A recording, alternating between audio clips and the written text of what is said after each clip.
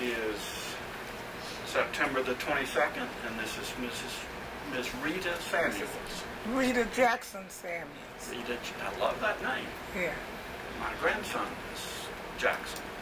Yeah, I like to keep that in there. And we have Dr. Harvey Newman and Kalechi, whose name I can't remember. Yes, and Andrea Young.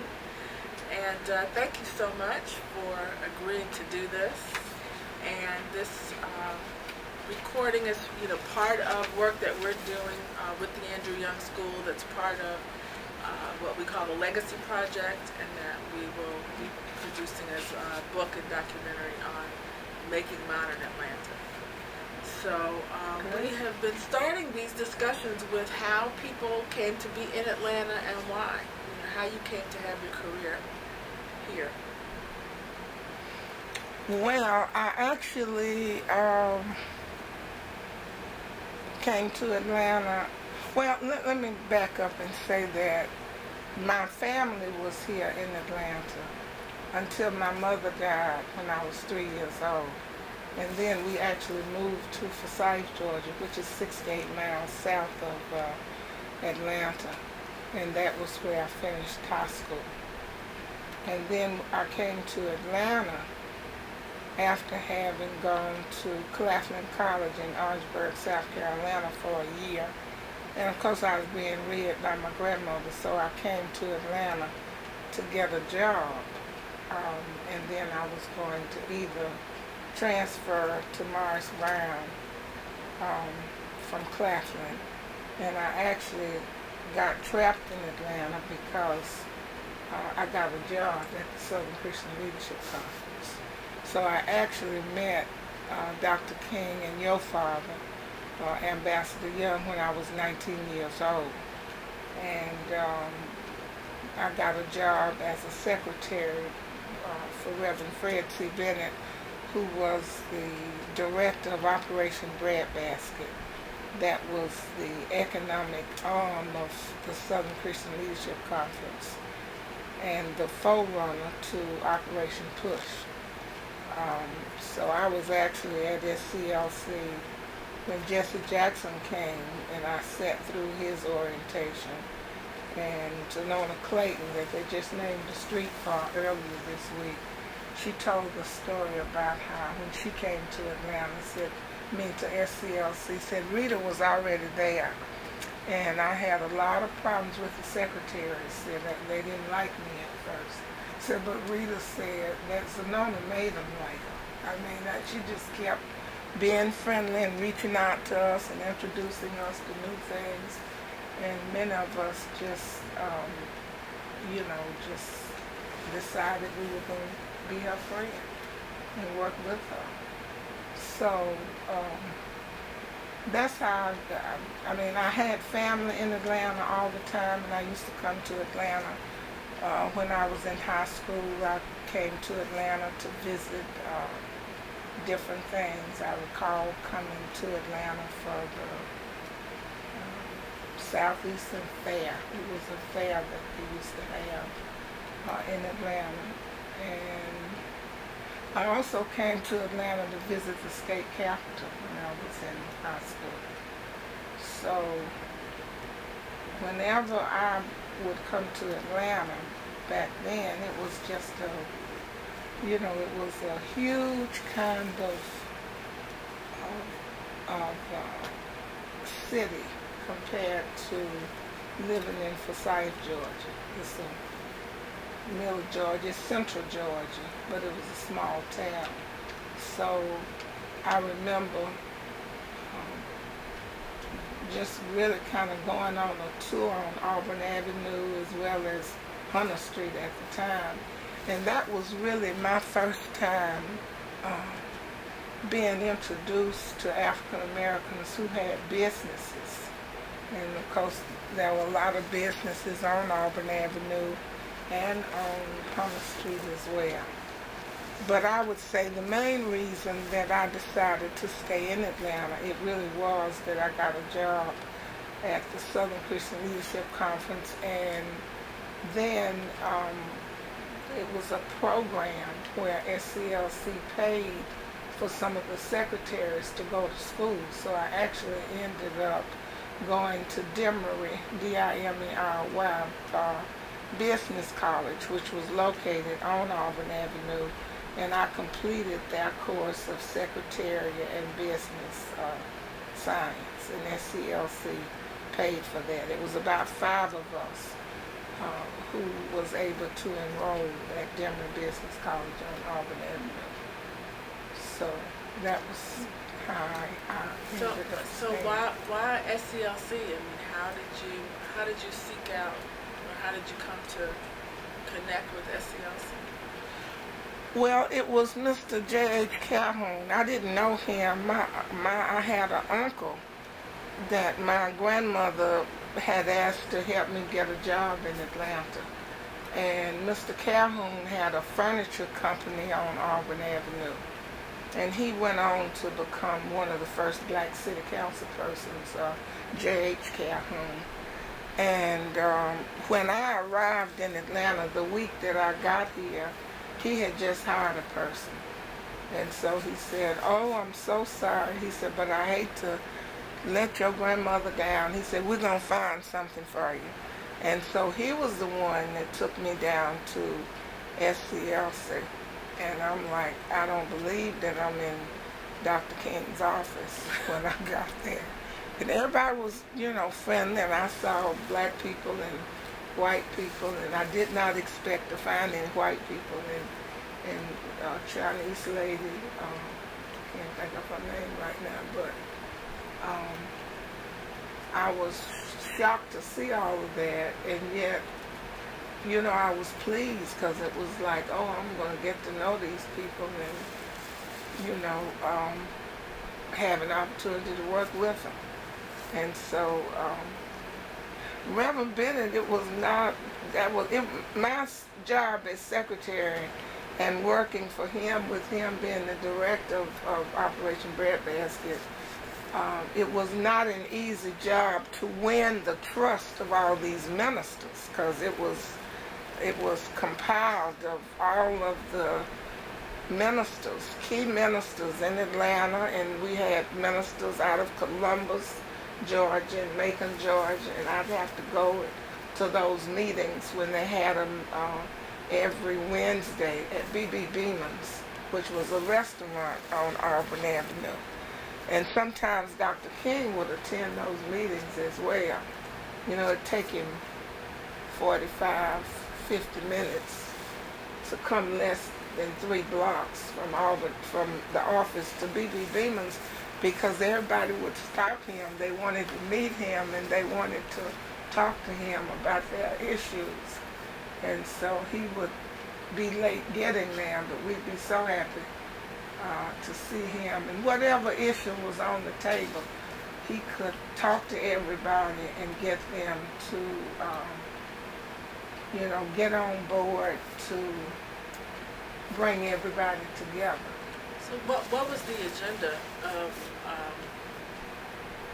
Operation the Atlanta work around Operation Breadbasket? It was really to develop research where black people did a lot of business with businesses, whether it was a grocery store. I remember A&P, and Reverend Bennett and a group of ministers met with the manager, and there were no blacks, very few blacks. I won't say it was not any, but it may have been less than 1%. And so they said to them, we would like for you to adopt a recruitment program where you will purposely try to recruit more blacks, because what they would say is that they couldn't find blacks. They couldn't find blacks, and of course we had the largest black university system right here in Atlanta even back then, and so the ministers would recommend that they work with Atlanta University and some of the other colleges as well. And then if they made announcements in their churches about vacancies with some of these businesses, we would be able to get people to sign up if they were interested. But The main objective was to either get them to change their policies and increase the number of minorities, or we would boycott the business. And of course we did picket a few AMP, and I don't remember some of the names of the grocery stores. It was mainly grocery stores back then, and then of course, it went further than that. After I left SCLC, Jose did Coca-Cola and, AJC and Richards Department Store, which is Macy's now. So, and of course it was so enlightening to just put together, if we're going to spend our money with these businesses, we thought that they should be more sensitive about providing an opportunity for us to get a job. We were not even talking about franchisees, a franchise at that time. But eventually with the covenants that SCLC was able to develop with various businesses under the Lowry administration, I remember that. And that was kind of across the board, not only jobs, but ownership. And so about what year was this? When did you start with? This was in 1964. This was before the march, the Selma Montgomery March, which I participated in there. And of course it was before Dr. King's assassination, which didn't happen until 68. So I got to know the family really well because Reverend Bennett grew up in the same neighborhood that Dr. King grew up in, and they were actually very close friends. And so I had landed a job with a person that had a very close relationship with Dr. King, and he wanted to expose me to the whole King family. So, and I remember that I would go over to the house sometimes in the evening and work with Mrs. King as well. So I got to babysat the children sometimes when she would go off. But that was all because of Reverend Bennett's relationship with me. So how would you describe Reverend Bennett? What kind of a person was he? He was a well-read person. He would read 4 and 5 newspapers. I remember the Pittsburgh Courier, which was an orange paper. You remember that newspaper? And the New York Times, and that was my first time seeing the New York Times, the Washington Post, and all of that. So he kept up with the news. Whatever was the main issues in the country, he knew. And then sometimes we would do newspaper clippings for Dr. King. And, we would prepare a package of current events and news, and that would come from Reverend Bennett's office as well. He was a minister, and he didn't have a church when I started working for him, but he moved around to so many churches, and he would mainly not so much be preaching as making announcements about SCLC and the kind of activities that Dr. King was involved in, and invite people to participate or support the boycott if we were boycotting AMP or whatever.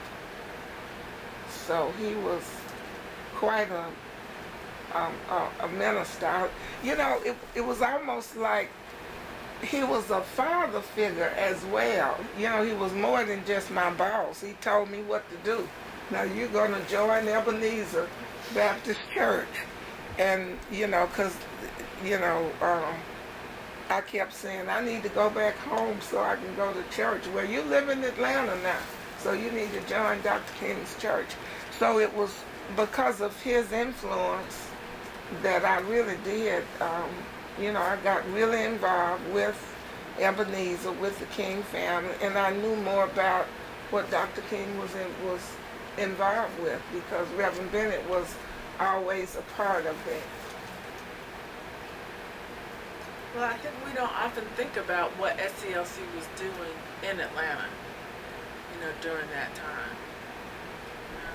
What were some of the other activities? Well, I think the breadbasket program was pretty strong in Atlanta because we had all of the key ministers in Atlanta involved. I remember they had a big mass rally at Morris Brown under Reverend Bennett's leadership. And they had people that come from around the country to that.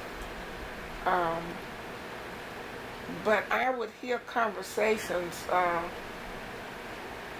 from the staff about how, Atlanta was, it's like, everything was headquartered here.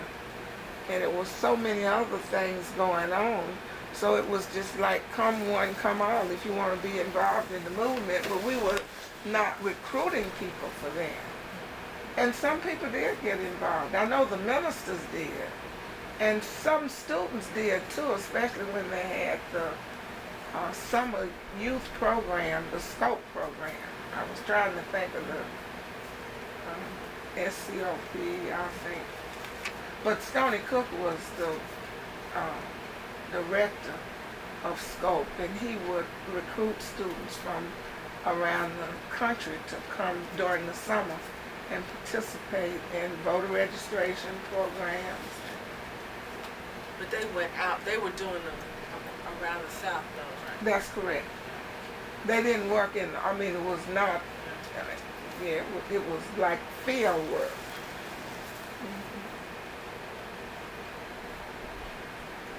Harvey, anything about this area? Let's move on. And tell us a little bit about your impressions of Andrew Young during this time. When did you get to know him? Well, I got to know Andy because Reverend Bennett considered himself to be a very close friend to Andy as well. And Andy was kind of as much of the peacemaker. He was the one on the staff that didn't, he wouldn't raise his voice. He wouldn't get angry about things. He was always trying to pull everybody together. I tell people that Andrew Young, I think I said it down in Savannah, he's done so much for me, I don't know where to start when I start talking about, because when I would really get frustrated with Reverend Bennett, it was Andy who would kind of help me understand what my role was. And if other staff would say, well, these secretaries, they could go to jail too. Why don't we? And Andy said, no, that's not their role. That's not what they're supposed to do.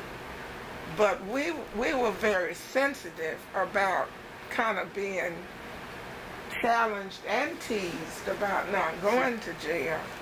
And Andy would just make us all feel good about, that's your role.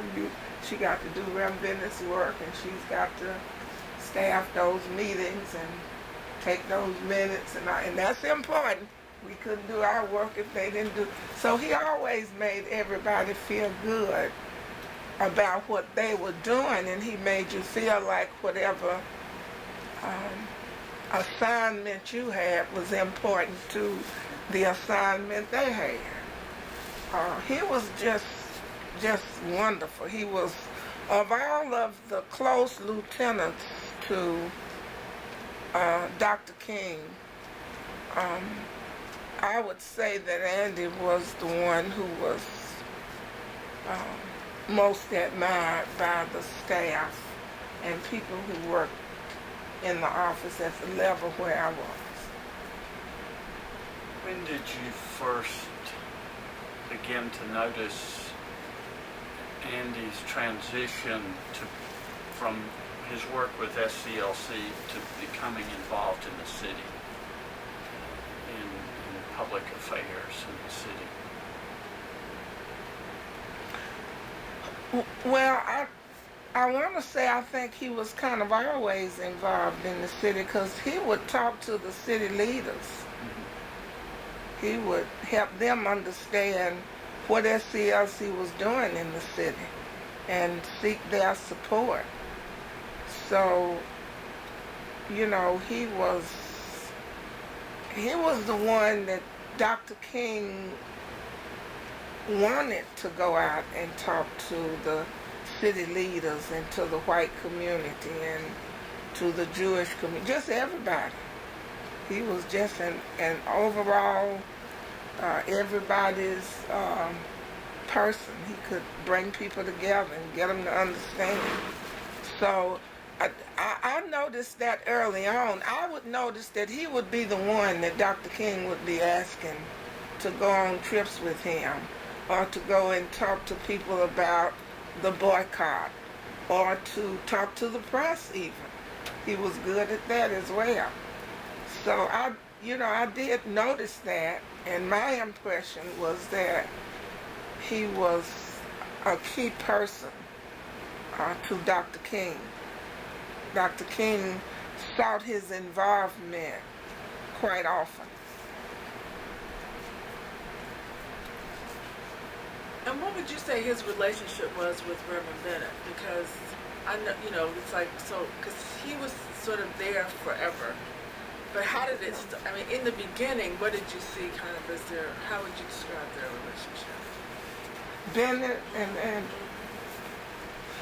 well, I think that some of the other lieutenants, maybe is what I want to say, they may have shown some jealousy about Andrew's relationship with Dr. King. And Bennett was kind of the mediator for that because he liked Andy the most. And he just was, Andy maybe he wouldn't be at a staff meeting and somebody would say something about something that he may have been asked to do, some task he may have had. And Reverend Bennett would just defend him to the, I talked to him about it, and he would say, and I know that he took care of that. And so I talked to him, and he's going to be here in about 20 minutes, so we'll just wait. So he was always defending Andy because he believed in Andy, and he liked Andy's family. Reverend Bennett was the one that had invited Andy and your mother because he wanted me to meet Jean and get to know the family the same way he did about the King family. So Reverend Bennett's relationship and growing up in the same neighborhood with Dr. King served him very well in terms of other people on the staff who wanted to have a relationship with Bennett as well. But you said he was sort of a big brother? Yeah, that's a good way to, yeah. And kind of, an advisor. He would sit in a meeting and listen to everybody.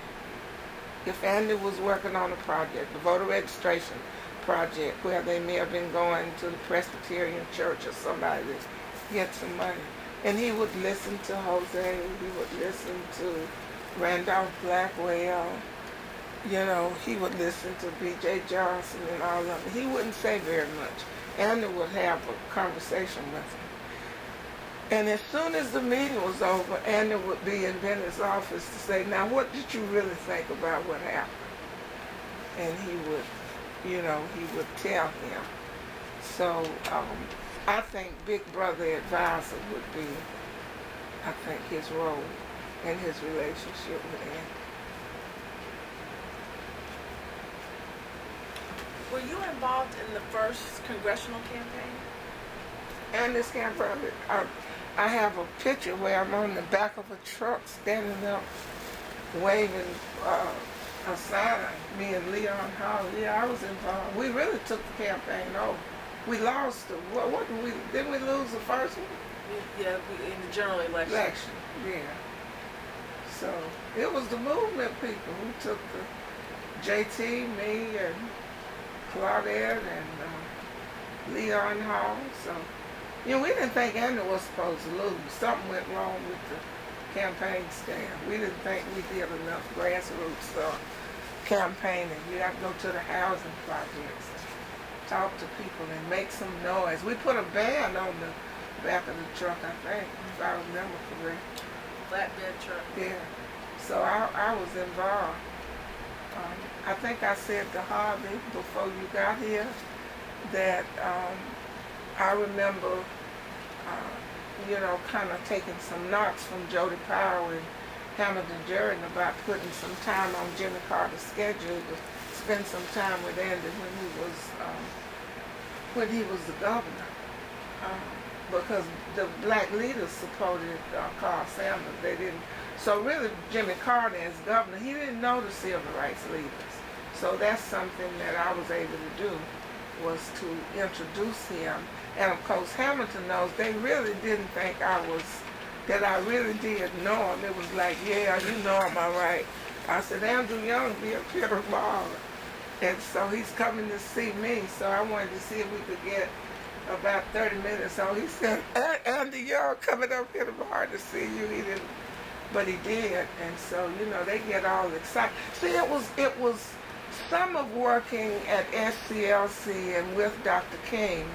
It was also a celebrity part of that. And you really had to keep yourself grounded because you were so excited about meeting people, seeing Harry Belafonte come in the office and seeing Aretha Franklin. It was like, you know, you get so excited and then you'd have to come back down so you could go ahead and do whatever work you may have been assigned to. But it was always a celebrity kind of atmosphere, part of just that whole involvement with the Southern Christian Leadership Conference, because the entertainers, they wanted to be a part, they wanted to help, and So go back to how did you get involved with Jimmy Carter then? Well, I got involved with Jimmy Carter because of Reverend Bennett. Reverend Bennett had actually met Jimmy Carter when he served in the state senate. And so after he got elected governor, I guess Reverend Bennett had made arrangements with them. I'm going to bring my secretary up there now so she can get some black preachers and other folks on the list to get invitations for the gubernatorial inauguration. And that was my job. So he took me up there and introduced me to Jimmy Carter's aunt, Miss Lillian's sister. And we worked to get the invitations out. And it probably at that time, you're talking about 1971, so probably more blacks got invited to that inauguration than any other governor that we had had. But it was structured. It wasn't, they didn't just wait on them to do it. They sent me up there to make sure that it got done, and I had to do it. And I was, you know, happy to do it. I knew that it was going to make a big difference. So, but Dr. Horace Tate, who was a leading, one of the leaders in education in the state, he was the, I think, deputy director of the Georgia Association of Educators, GAE. And he had also been friends with Jimmy Carter when he was a state senator. And so he actually was involved in the campaign. But it was quite different having educators support you than civil rights people. It was just two different things. So between Dr. Horace Tate, you know, being a reference for me, as well as Jimmy Carter's aunt, that was how I got the job in the governor's office. But it started with Bennett.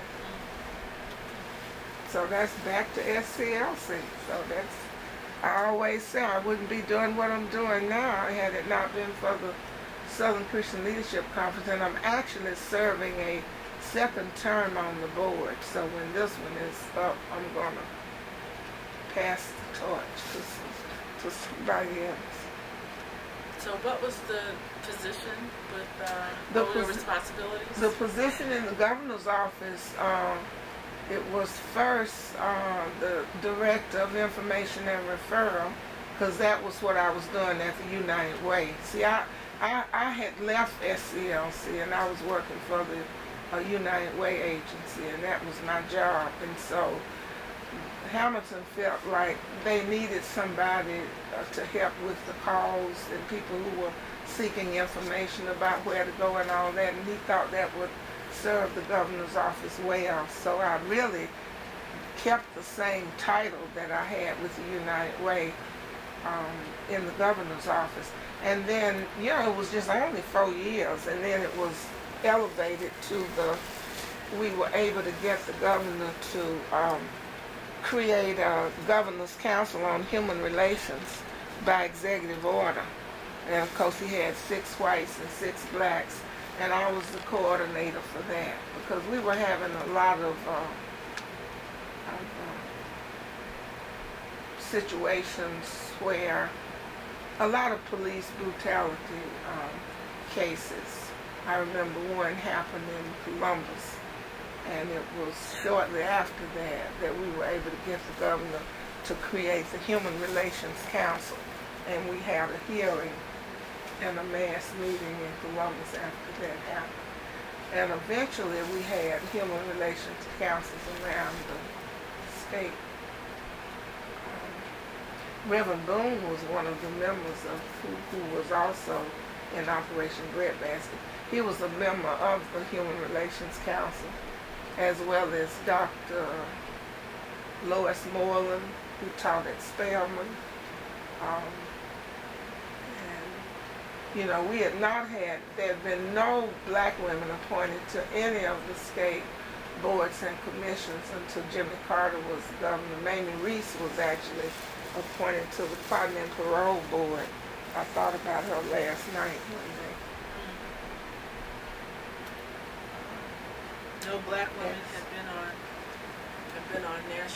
had been on state boards and commissions. No, very few black people had been, and in terms of employment, it was less than 1% black state employees when Jimmy Carter was the governor. And he sent out a letter, a handwritten note to the department heads asking them to provide information on the makeup of their staff. And when he got the answers back, he was very disappointed. So he wrote another note to them expressing his disappointment. And I actually, without the governor's permission, gave the results of the survey to Billy McKinney, State Representative Billy McKinney. And he took the information to the Equal Employment Opportunity Commission and sued the state and won. And that changed state government for blacks, you know, forever. If that had not been done like that, I just think that, you know. So we changed a lot of things in 4 years. I went to the governor and said, you know, I said, especially when I go up on the 3rd floor, they had all these stuffed animals up on the 3rd floor. And so I said, you know, Governor, I get this eerie feeling when I walk through the Capitol, and there's absolutely nothing in here that I can identify with. And he said, well, why you get such an eerie? I said, well, I'm afraid of those animals up there. But I tell you what we could do. Why don't we put Dr. King's portrait in the Capitol? And he said, well, never thought about that. That's a good idea. He said, but you got to go and talk to Mr. Ben Fordson, the Secretary of State, because that's who had the jurisdiction over the buildings and grounds. And he said, and I know you can convince him.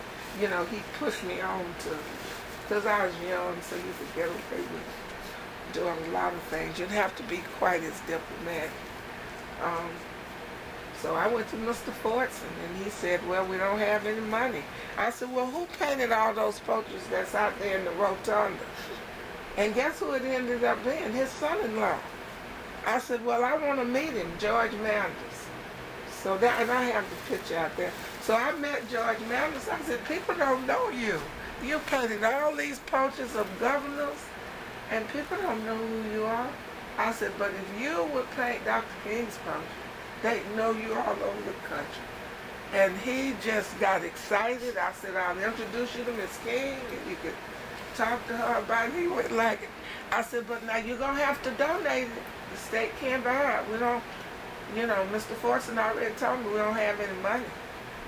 But so, you know, there are some things you could do by executive order, of course, and then there are some things you do through the legislature.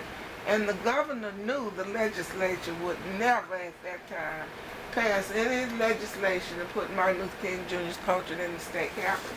So he created a portrait selection commission by executive order. And Dr.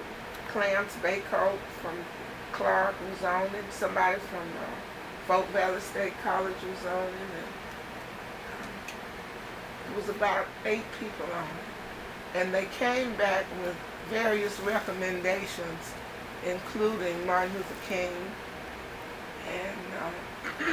And of course I said, we got to have a woman.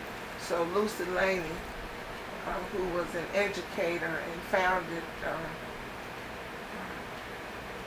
a daycare program, a school in Augusta. So, and Bishop Henry McNeil Turner, who was a bishop in the AME church. So which ones are there? So, well, just finish your story. That's who's there, Henry McNeil, Dr. King. And I will also tell you this, it took,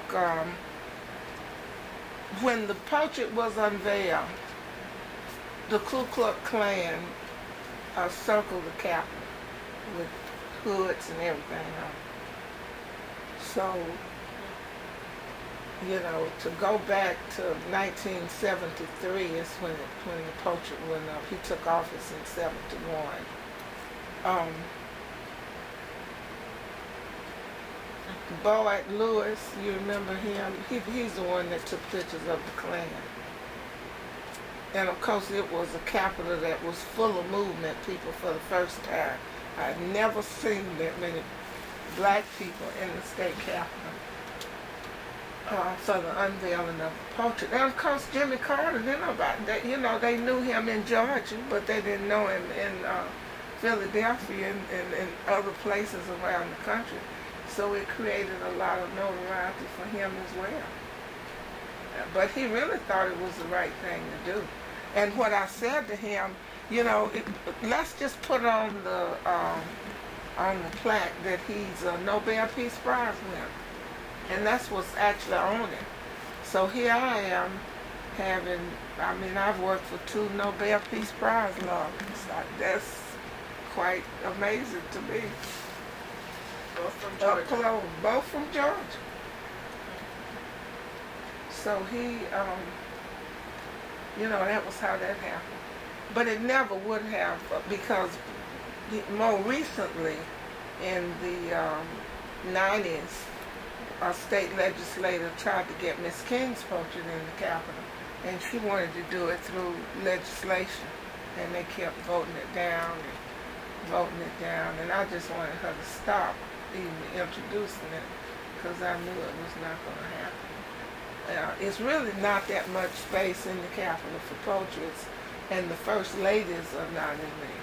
So, you know, it was going to bring that up as well. Somebody brought that up. Anything, you know, not to do it. But I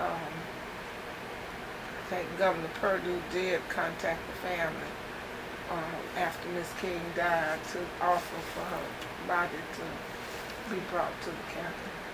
And that happened. But it took 25 years and 5 governors before we got anything in the Georgia Code that actually honored the life and legacy and work of Dr. King. It was just signed this year by Nathan Deere. None of the Democratic governors well, even where the national holiday, that was Reagan, wasn't it?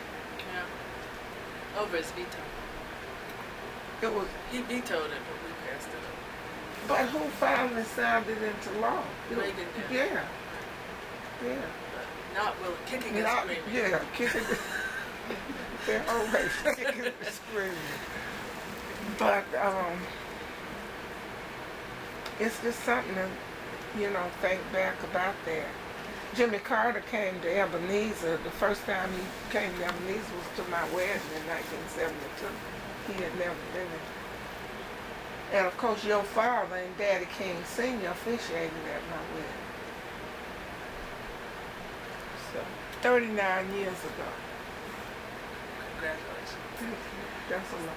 So what do you think that Carter being governor had an impact on Atlanta? I think that Georgia, especially the governor's office, was more interested and friendly to Atlanta than the previous governors had been. I mean, I think Atlanta was embarrassed by a lot of things that Lester Maddox did. So Jimmy Carter was like a breath of fresh air. Because, see, he started out by saying in his inaugural address, the time for racial discrimination is over. And that was what I used when I went in his office. It's like, well, that's what you said. That stayed in my mind.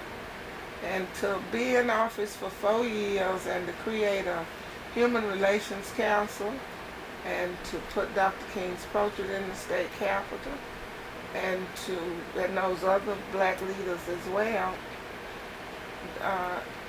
and you couldn't serve any longer than 4 years when he was the governor. It was after his term that they had passed legislation where you could serve for 8 years. So Busby was the first governor to serve for 8. Was Austin Ford a member of that Human Relations? He was. He was. He used to work a lot with Ethel May Matthews, the welfare rights people, but he was well respected in the governor's office. And of course, Hamilton Jordan, people like that, we had to help orientate them about those kind of leaders in Atlanta, because they didn't know a lot and didn't have friends or had not been orientated about Atlanta's history as much. They were from Albany, Plains, and Jody was from Vienna, Georgia. So, but I took them to Passacles and places like that, so they were, happy to find out about that. This was the big city in Georgia, so they wanted to know more about it. So when you had, was he congressman then, or he was community? When my dad came to visit you at the governor's office, was that the first time he really had a conversation with Carter? I think he may have had a conversation with him that Reverend Bennett made arrangements when he was actually running. But that was the time that he had a conversation with him as governor. And of course, they spent a lot of time together. They got together, I think, whatever, the 30 minutes, 20 minutes, whatever was on his schedule, they went much longer than that. And before he left, Jody was in the office and Hamilton. We were all in there after they met. But I'm trying to think, Andy was not Maynard Jackson was the vice mayor when Jimmy Carter was the governor. So that meant Sam Massell was the mayor. And Maynard was vice mayor. Andy was doing something with the Human Relations Council. Maynard was elected in 73. That's right. Took office in January 73. He was elected mayor. So he was the vice mayor in 71 when Jimmy Carter was governor. Yeah, and then he was Atlanta It was the Community Atlanta. Relations Commission. Yes, and I think he had a lot of influence on the creation of the Governor's Council on Human Relations, because Governor Carter talked to him about their work. So,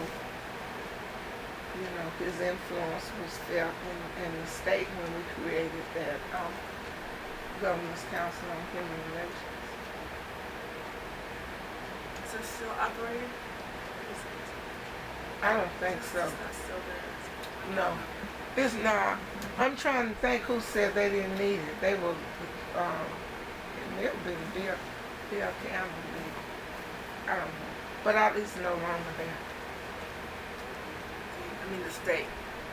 Oh, the Human Relations Council. No, it's not. No, see, that was created by executive order of the governor. So when he left, it was over. So they never did it anymore. Just automatically expired. That's what happened with all of the King commissions. That's why people in Georgia, when I tell them that it took that long to get anything in the state code, they go like, but I thought they had a Martin Luther King commission. Well, you did, but it was created by executive order. And so when the governor leaves, it goes with the governor unless the other one decide to keep it. So we didn't have, nothing was ever created by state statute until last year. And then it was signed into law this year by Nathan Deal at Ebenezer Baptist Church. He asked to sign the bill there, and Dr. Lyle was there. And they created the Martin Luther King Jr. Advisory Council, and they housed it in the Department of Community Affairs, which is good, because they can write grants and do things that, and I think it's 9 people on the council, 2 of which must be 18 to 22 years old. I thought that was good. Could you focus a little bit and talk about some of your work in encouraging women in business in the state and the city? Well, one thing that happened after Andy got elected mayor of Atlanta, he was the first mayor to appoint a woman chief administrative officer, and that person happens to have been Shirley Franklin. And he was also the first mayor to appoint female judges to the municipal court. I think I'm almost sure that Thelma Wyatt Cummings was first appointed a judge by Mayor Young. And Liz Sears Collins. And Liz Sears Collins as well. So I think Andy's civil rights experience and his commitment to equality and justice, he came in office totally committed to diversifying not only his personal staff, but city government overall. And I was around doing all of that, and he would talk to me about it. I may have been one of the first appointments that he made when he got elected governor. I was in the mayor's office of community affairs, me and JT and somebody else. But I didn't stay a long time. But so that it was the Young administration, I think, that diversified city government and the mayor's personal staff than what had been done previously. And as a result of that, Maynard had gotten a lot of credit, rightfully so, for the affirmative action program connected to the airport.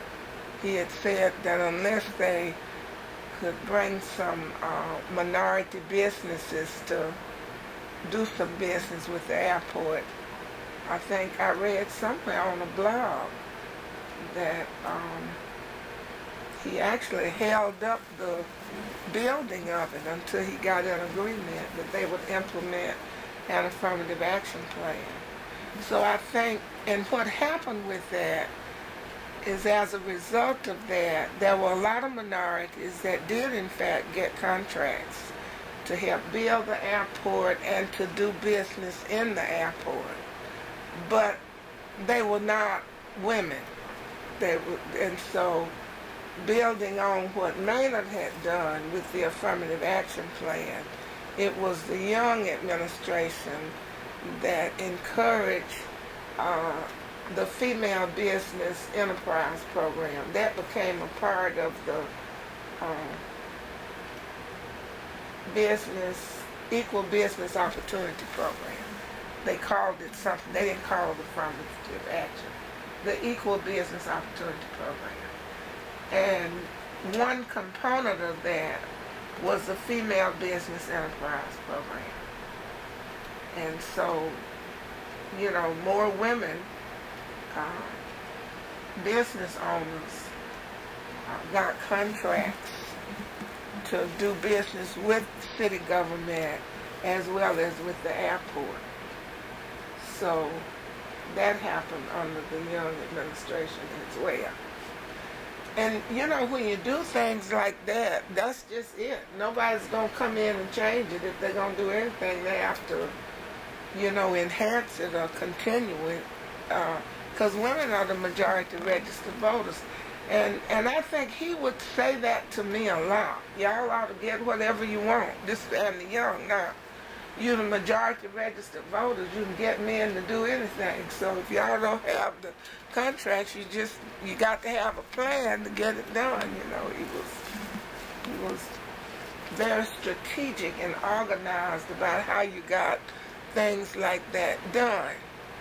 And of course, he would say you got to, be a strong advocate for it. You can't just, talk to the people who can really make it happen. Go to the city council, and they probably haven't thought about it, So he got a lot.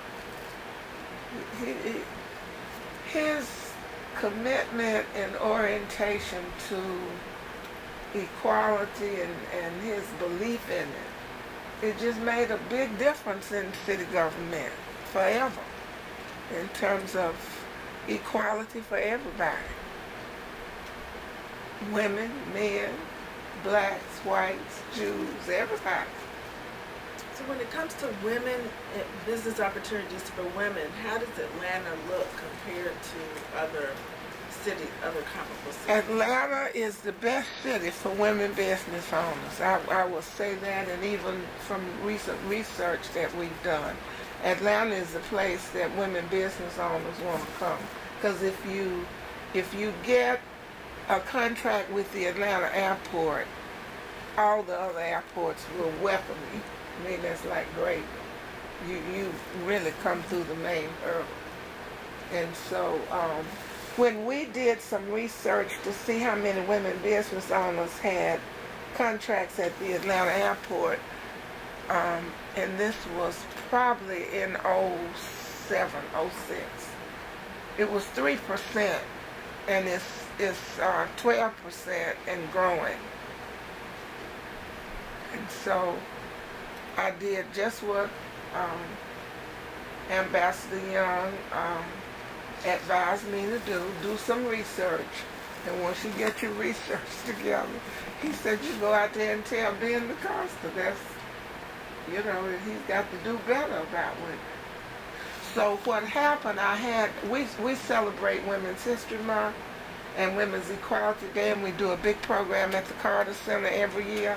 And so he was the speaker, Ambassador Young, and Ben DaCosta was there. So he mentioned it, which was wonderful. He just kind of paved the way for me to follow up on it. And so that's what happened. So we even have an African woman who tore the old tower down at the airport. She had the citywide demolition contract. And when they were getting ready to put out the bid for the tower, she reminded them she already had the citywide contract. And, one of the men said something about, Miss Kissay, we wouldn't even think about it. That's too dangerous. You can't do that. So. Like she's out there herself with a little bat. Yeah, like, she said, you have to use dynamite. She said, I'll be very careful, but I'll get the job done. So she did. That was over $1 billion contract. So, they can do all of it. That's my position. And so we just have to give them a chance. And I always, and it was Ambassador Young who, kind of encouraged me, you keep using that. We are the majority registered voters, and so many of these contracts are driven by government. And so we have to vote, just like the transportation. We got to get some goals in there for female-owned businesses. And if we don't, it won't be nobody will think about it. So that orientation from SCLC, being around Dr. King and Reverend Bennett and Ambassador Young, it has just given me all of the ammunition and sensitivity and commitment and drive that I need to always raise the question. They said, well, they can say yes or they can say no, and when they say no, you just said, well, that's a postponement for yes until you go back and get some more people lined up to come in and help make the case. And so it was not a hard sell with Jimmy Carter when he was governor to connect with Ambassador Young. He wanted to know more about how to work with people like Andy, I think. And it certainly served him well. Because if you go to when he was a congressman, Jimmy Carter was running for president then, and the Black Caucus wanted to know, well, who is this Southern governor, and so Andy was able to get all the Black Caucus members together, and he was the one that introduced Jimmy Carter to them. Were you with him at Pasco's? There's a story that he tells about Reverend Bennett, and they had lunch at Pasco's, and were you there for that? Now, was Reverend Bennett and Jimmy Carter? Yeah. That's when they were trying to introduce Jimmy Carter to more of the black community and of the ministers. But Reverend Bennett had suggested it, and Andy had supported it, said it was fine. So then we kind of put it together. So describe the event, because he doesn't. Do you remember what?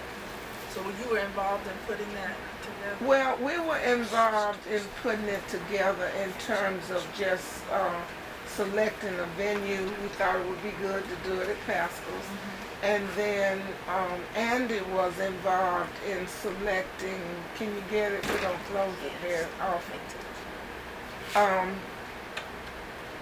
Andy was involved in helping to develop a list of who we would invite. And I think the notices actually went from the governor's office. We wanted them to,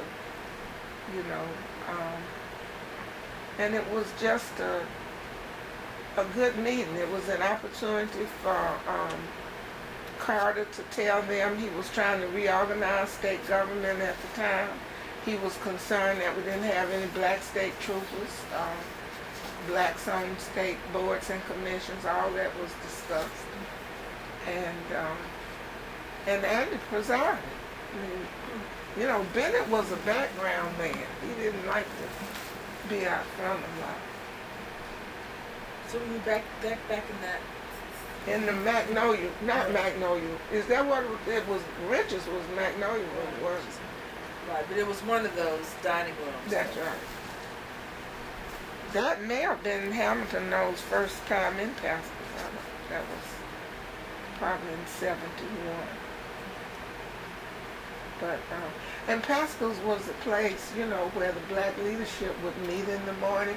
They invited me after I got the job in the governor's office to keep them informed about what was going on. And I would notice when he would have a press conference in the governor's office, it'd be no black press there. And so I had to contact the press to see, and of course they said, well, we don't have very many people working and we can't afford to send a person to the governor's office when they might be out in the field covering something else that's really about the black community. And so I went to the governor and told him, and I said, what could we do so you can communicate with the black press? And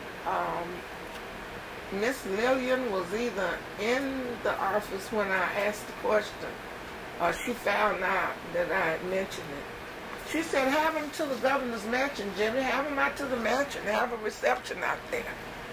And so they did it for the black press. And I want you to know Miss Lillian was right there at the front door to help welcome the press in. It was a very good meeting. We did it about 3 or 4 times.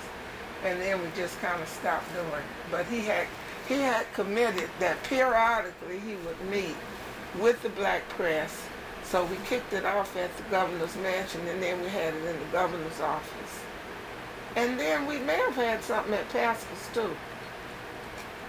I think we did. So what do you think are some of the sort of accomplishments then of the time that during my dad was mayor in terms of the inclusion of women, opportunities for women? Well, I think a lot of his traveling helped to make Atlanta an international city. I don't think we had reached out as far to Africa and Caribbean and all that. And he would invite those people to come to Atlanta, take a look at Atlanta, see whether or not they wanted to invest in some of the things we were doing. And he can convince you to do anything, of course. You know that. You just want to follow Andrew Young's lead. And so I think he brought a lot of international business to Atlanta. And I think he brought a lot of the national organizations to Atlanta that had their conventions here that may not have had them otherwise. I don't recall that before he was the mayor. We had, different. I don't know if the Congressional Black Caucus had ever been to Atlanta. This was before he ran for Congress. No, this was after. Yeah, the Congressional Black Caucus. Yeah, they came here and had a meeting here.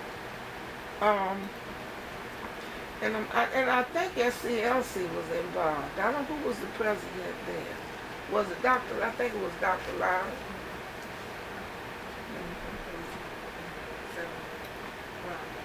It was Lowry. No, he ran for Congress, didn't he? Abernathy ran and lost. I think it was Dr. Lowry took over in 1977, so I think it was under his administration. How would you assess the conditions in Atlanta for women to do business now in light of the experience of Ambassador Young and all that's gone on since then, Shirley Franklin's administration and so on? How would I assess it back then? Now. Now it is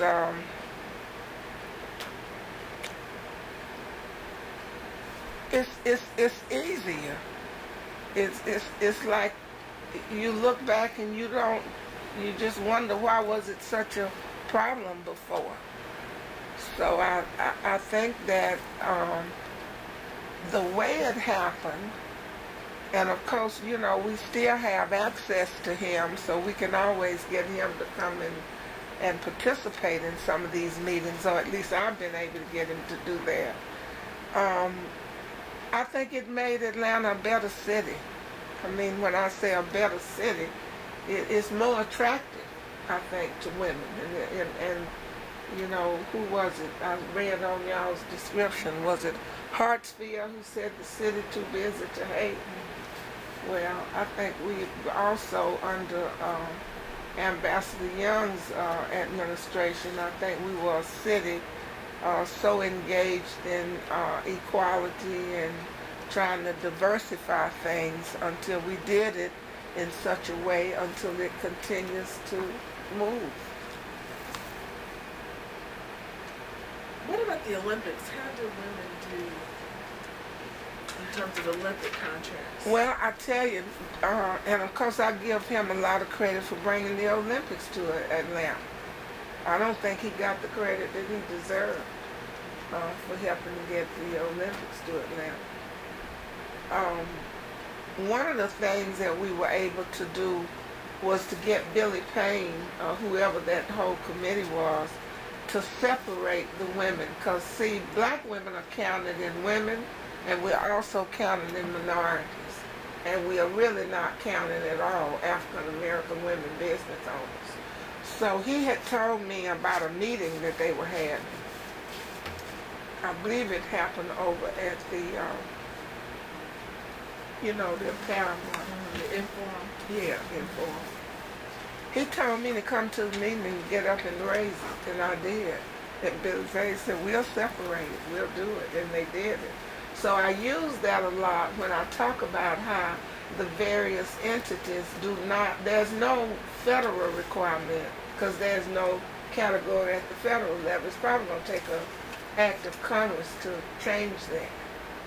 But I use that when I tell people we don't have a separate category for African American female business owners. We're counted in women and we're counted in minorities. But when we had the Olympics here, we separated. What percentage? Well, I think the goal was something like 17%, and I think it got up to about 20% during the Olympics in terms of, because I know they got contracts for the staff and temporary employment, and they got the contracts for the special events. I think Sonya there helped with some of that. So they got various contracts, and we exceeded the 17%.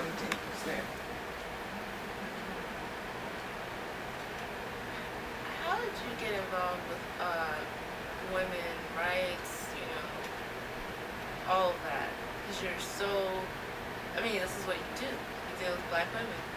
So how did this start in Claflin, Morris Brown, or it just kind of developed over time? It started at home. I was reared by my grandmother, and she was in charge of everything, honey. There was no man in our house. And I was just always so amazed at how she could get people. She never drove a car, and it was cars coming all during the day to take her everywhere. She just had a way of dealing with people to get them to do things. But I think it really was at the Southern Christian Leadership Conference where I was working with Mrs. King, not only in her work to support the movement, but in her home as well. And Andy's wife, Jean Young, who was an educator who encouraged me. She really encouraged me. I had told her that I had this vision about building a traveling pictorial exhibit where we would have photographs of black women achievers, and I was having all these problems trying to get, because I had to raise money for it, of course.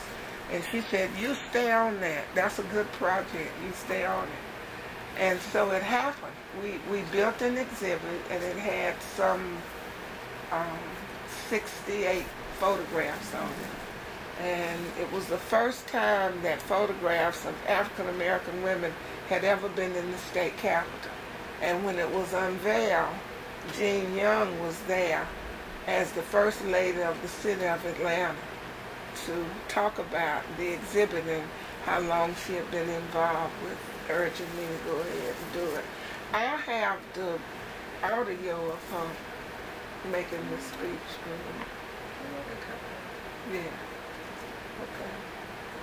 But just being around women, and then Septima Clark, who was over the citizenship education program, I have a picture of her out there at SCLC, and that's where we did the citizenship education training people who needed help with understanding about voting, and they were not registered, and they were trained to be deputy registrars so they could register people.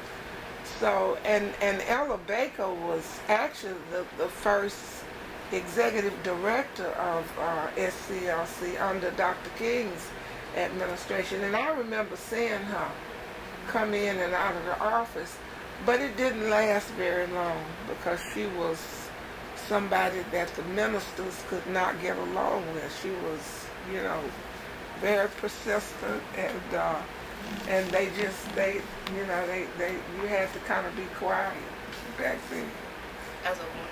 As a woman, yeah, and I guess Dorothy Cotton was the key top executive female under Dr. King's administration. But it's just the time that we were in. Women didn't, those women did. Of course, Miss King, who just took on projects, would come in the office and meet with us. And Dr. King's mother, Mama King, would have the staff out to the house every year for dinner. And we'd get to talk to her, and she'd get to talk to us about what was going on in the office. And we just really fell in love with her. And then I'm trying to thank Miss Ella Mae Drayboy, who also was an advocate for voter education and voter registration. So I just followed these women. I'd be the first one to say, I'll drive you when I finally got a car. Or if they had a meeting, I'd say, I'll go to the meeting. Now, they'd ask me to go, take minutes, take notes, or whatever. And then Jimmy Carter's mother, and then his aunt. That was really the bridge to the governor's office in terms of the way I was accepted, because, you know, they saw their support for my being there. But I think mainly it was my civil rights orientation. Dr. King was for equality for everybody, and I felt like it meant women as well.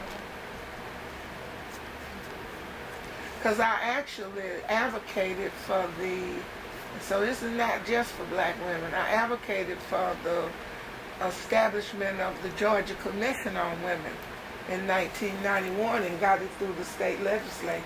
And I chaired it for 4 years, and it's still going strong. Nellie Dukes is the chair now.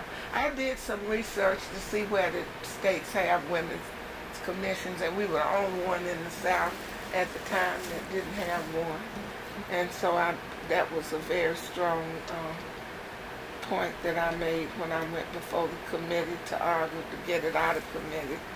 And then when Shirley Franklin got elected mayor, I also advocated for the establishment of the Atlanta Commission on Women.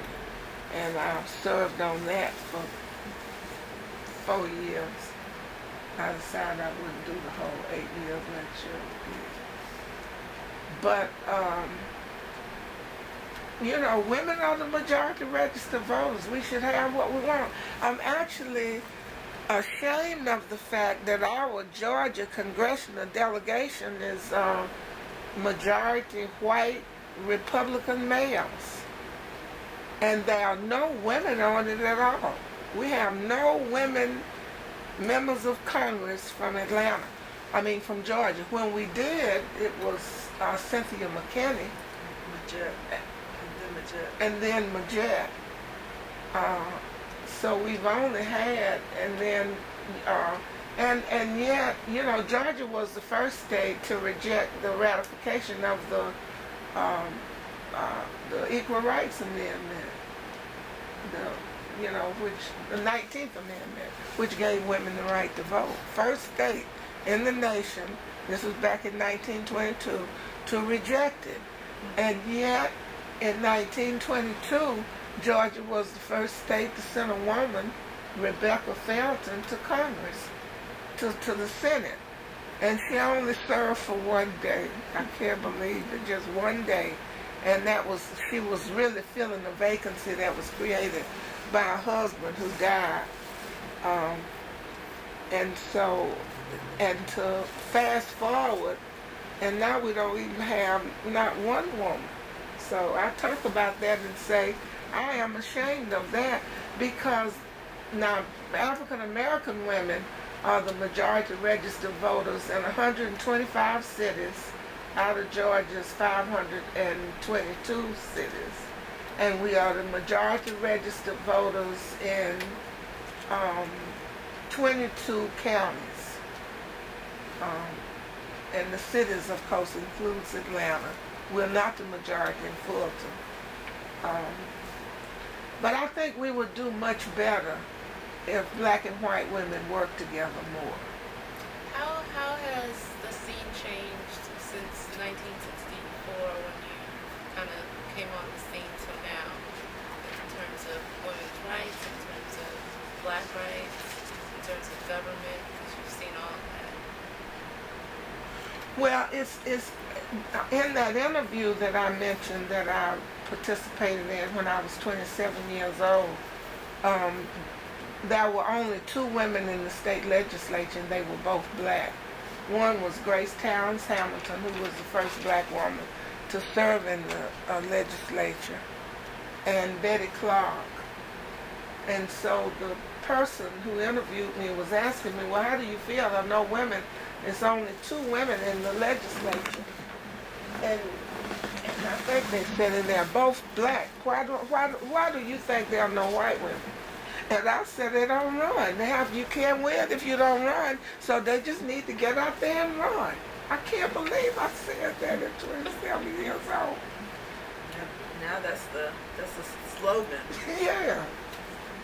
So, but what's different is that people are seeking office more, women are, than they ever thought about doing back in the 60s.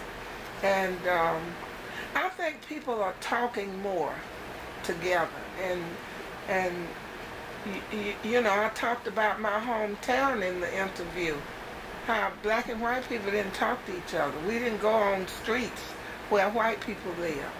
That is so foreign today until, you know, so it's all about communicating and getting to know each other. That's what happened with me and the governor's staff.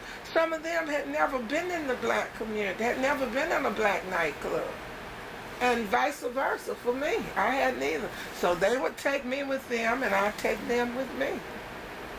And we just kind of, you know, I could say, well, I went to Underground, or I went to Buckhead, to whatever, and they could say I went to Pasco's. And so I think it's actually more communications, and I think that the environment for diversity is much stronger now and much more open now than what we had back in the 60s and even the 70s. Speaking of back then, when you came to the Capitol, wasn't it segregated? Very segregated. Very segregated. Oh, you mean when I visited or when I went to work? When you visit, well, and even when you went to work, what was it like? Well, when I went to work, the only other black person in the Capitol was 2 black porters that ran errands for everybody. And I never will forget how I went to Governor Carter. And I said, Governor Carter, do you know, have you ever been in Luther and Al's office, which was right across the hall, the little cubby hole right across the hall from the governor's office? It was no air conditioning in there. And they would be so hot after running errands, and they'd come back. And I told him, and he said, it's no air in there. He said, I want them to fix that. He made them put some air conditioning in that office for Luther and Clifford. But it was a black elevator operator, and I remember I was advocating to get another elevator operator. We got to get some black people in the Capitol. In the interview, it said that I was denying that I was advocating for more blacks, and yet the activity showed that I was even talking to department heads about, could I talk to you about the vacancy you have? You know.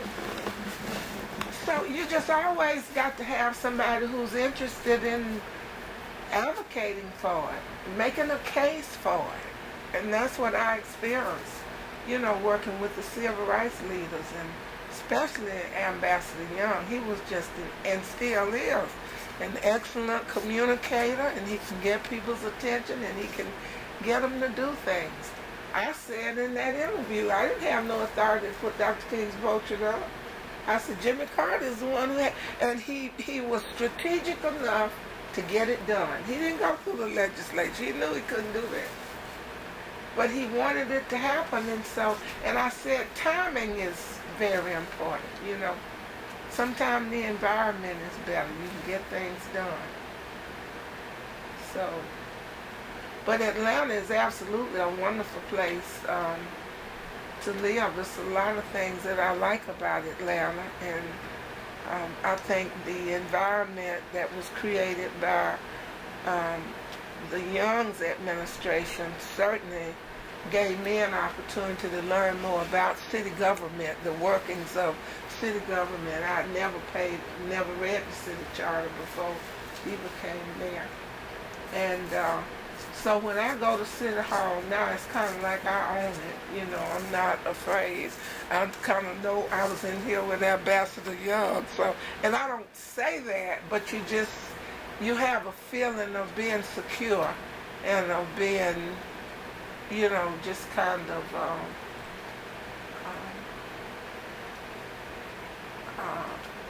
well versed on what's going on in city government. So you're not just only asking questions, you know. We actually meet with this mayor quarterly.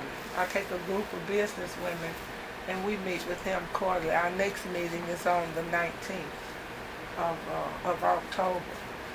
And we meet with him to talk to him about women's issues and to hear from him about what the administration is doing and how we could help him.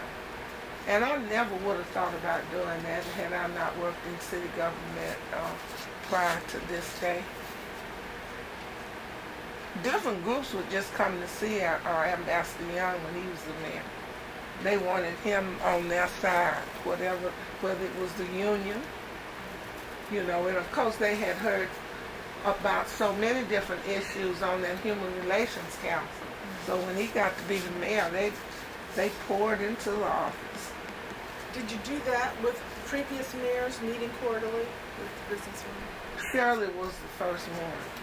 I did it with Franklin, and so I actually went to Mayor Reed and told him about it, and asked him if we could continue that under his administration. They've already selected 4 prime contractors that will be bidding on the Atlanta streetcar project. And so now that they've selected them, I will be inviting all 4 of them to participate in a roundtable meeting with the women business owners so they can get to know them, because they will be in the process of selecting subcontractors to work on the project. But we do things in Atlanta other people don't do in other cities. They don't. I guess what I'm saying, it doesn't have to be a part of the structure. I don't have a job in city government. I had no job description really in the governor's office. They didn't have a job description for me. They let me do pretty much what I was doing before I went in the governor's office. And so you just have to have, you know, a vision and a passion and I guess the courage to just say, let me help you do this, so this is something that might help you.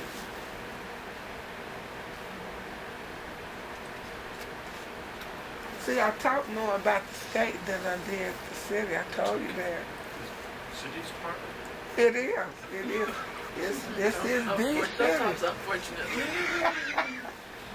But Carter was more friendly, and they had, I think that the lobbyists that they had for the city was able to get much more from the legislature back then. Well, and actually we're doing okay now with the city, really, because he has those, he knows the people. That's It's right. relate. So what do you think? What is the Atlanta way? You said Atlanta, we do things in Atlanta you don't do in other places. What is it that what's different about Atlanta? Well, I mean, I think that is connecting with the right people to get things done. That's really what I mean. And of course, here in Atlanta, we really do have the top black leadership here, starting with Ambassador Young, and then you have the King families here. These people are really celebrities because they are known all over the world. And yet they are very humble, especially Ambassador Young. They don't carry themselves like that. And then you have President Carter here. We have 2 Nobel Peace Prize people from, like you said, from Georgia. And we have the largest black university system here. I just can't imagine living anywhere else. I lived in Washington when President Carter was in office, but I was glad to get back to Atlanta for a lot of reasons. You know, I think the faith community is a big part of Atlanta as well. Everybody want to come to Ebenezer. So our church is an international church of all faiths. And I mean, even growing up, that was the first church, and this was when Dr. King was alive, where I had not ever seen that many people from all over the world was coming to Ebenezer even then, from India, from Africa, so I think the faith community here is a big part of connecting with the right people. I think the politics is a big part of connecting with the right people, and of course the business community, and you know, the civil rights community.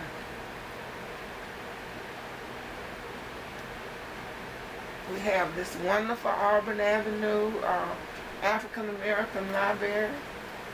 That was a Fulton County government project. It is a Fulton County government project. So, and when you have people in office in those different governmental agencies and entities, they have to have enough sensitivity and commitment and courage to move forward on things like that. Otherwise, I mean, see how many of those libraries exist in other cities around the country?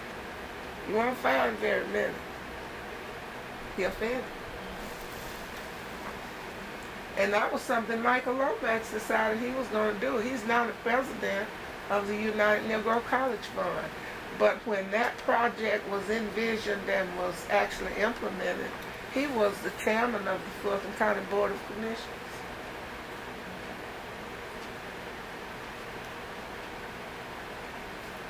But it's almost like you read in the paper, if it's an issue, I'd come to work. This when Dr. King was alive. And that's why I just made you believe we could do anything. Somebody would come in and say, such and such, we read in the paper happened. Well, call Andy and tell Andy to call such and such. And we'll have a meeting on it tomorrow. And they would have a meeting on it tomorrow, and the next day, and then the next week, they'd be all involved in the issue. So much so that they would resolve it. And that was my orientation about, if you're dealing with the right people, you can accomplish anything. And if you have the right orientation about certain things, even government, you can accomplish things. We're going to get some women in our congressional delegation. I blogged about it on Blogging While Blue. That's Shirley's blog. I did a salute to Women's Equality Day. And I included in that about not having any women in our congressional delegation. I'm actually ashamed of it as a female voter, because I vote for men too. You don't have any choice. If we don't run, you can't win if you don't run. And my advocacy for including women is not to totally exclude men. Although I tell this story in the city of Auburn, Georgia, which is about 85 miles north of Atlanta, the women just decided that they were going to take every man at the municipal level out of government.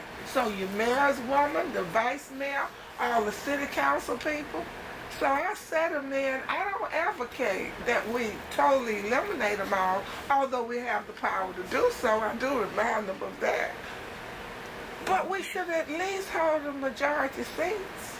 What's wrong with that? We have that power. And I also said if we don't use it, we're going to lose it. People don't respect you for having power and not using it.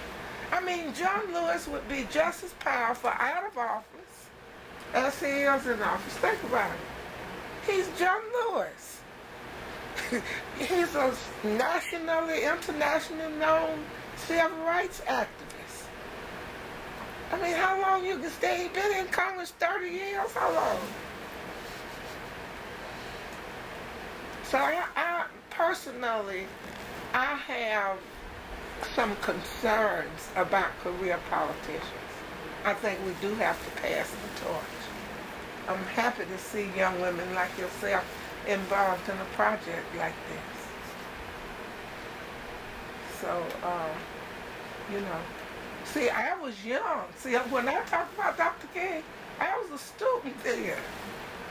And I don't see as many young people involved now as I did then. We were all, your father was young. You see some of these pictures, it's like, you know, we just fresh out of school or still in school. And then we had a lot of students to come every summer who just wanted to be a part of the movement. So we've got to pass the torch more. I'm disappointed that we haven't done more of that. Sometimes I say I'm disappointed on our side that we haven't passed the torch, and then I'm disappointed on young people for not taking it. I don't know who passed it to us. We wanted to be a part of it, you know? Take it, is what I say. Don't wait. And you thought you didn't have anything to say to us? Well, it was not about the building Martin Atlanta. I guess it is, because it did evolve after being involved in the movement. I think you have put it about as well as anybody we've talked to, connecting the right people. I'm going to remember that. I'm going to use that line. All right, thank you so much. That's a wonderful, wonderful way of putting it. I'm Thank grateful for this conversation. I don't know how they feel. I'm pleased we had an opportunity to sit down with you. Well, I'm pleased that I can meet you, and thank you for what you're doing at the school, at the Andrew Young School. I'm just so excited about that, and with the foundation. It just, you know, it was just something that should have happened, and it did happen, and it's something that our state can support and should be supporting it. And I'll always, as long as I'm able to, will be an advocate for the state to support it even more. And you just working so hard. This our lawyer. I remember when she was just a baby. worked for Senator Kennedy, and then she worked for Congresswoman Cynthia McKinney. Because we didn't know anything about Congress. Well, we were so pleased to have you. I mean, Andy had been in Congress too, but we really wanted Cynthia to make her mark. You did a lot of good things. Anybody, any other questions? So are you running for a position that we need to vote you into? This would be a good congresswoman right here. I've already told her that. How did you answer me? I don't remember. I didn't like the answer I don't say. That's why I don't remember. What did you say? I said that You didn't have not time. right now. Yeah, she didn't have time. You know, they made it so ugly. People used to, I know used to it's have some not the dignity. honor is not in government that it used to be. Oh. I thank you again for your willingness to sit down with us.